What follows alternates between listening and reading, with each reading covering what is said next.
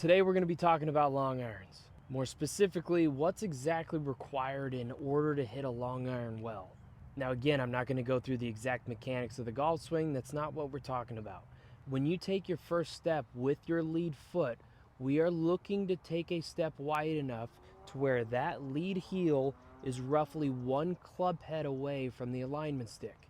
Put it that far away, that's where your ball position is. Now that you're here, we are going to go through the same process as a three-wooder driver. We are going to stand straight up in the air, getting everything 50-50 and everything stacked right over top of itself.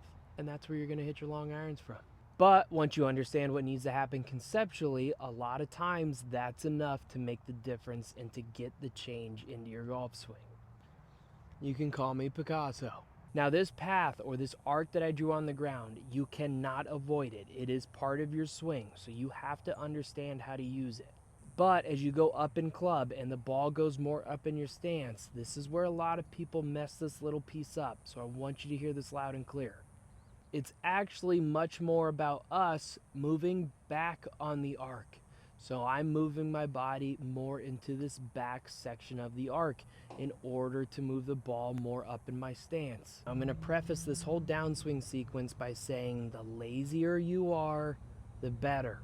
We need to get very comfy with this lead arm sliding down on our chest until our hand drops directly onto that 3 o'clock line.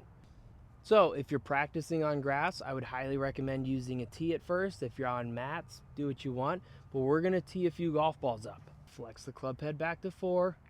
Weight's going to nudge forward. Turn your attention back to the ball and just chip it until you can start to get them to come right out on line. Or if you're somebody that really wants to hit a draw, that's what it is. After that half swing, we're going to nudge it up to 3/4. Let your weight go first. Stay looking backwards.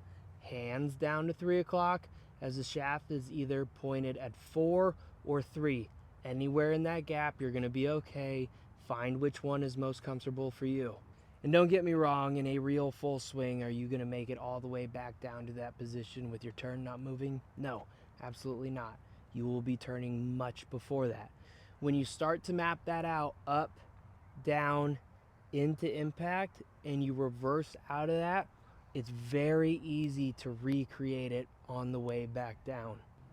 If you can do that, I honestly really don't care what your swing looks like or what you do in your swing. But that's really the only way to make your long irons and your long clubs consistent.